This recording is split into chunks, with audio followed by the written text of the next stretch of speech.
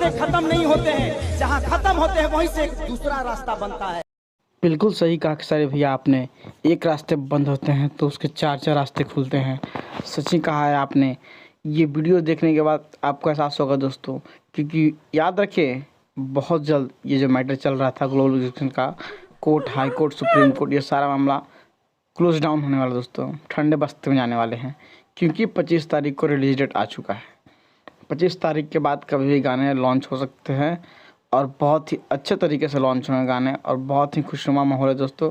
आप सभी खुश रहें, बस एक ही चाहत है कि आप सब आज जाएं 22 तारीख को। आज 22 तारीख आपके नज़दीकी सिनेमा हॉल में लाडला टू को ढेर सारा प्यार दें, क्योंकि हम लोग भी जाने वाले दोस्तों। 3 बजे से हम लोग का शो चलेगा, 3 बजे से हम लोग देखने जाएंगे।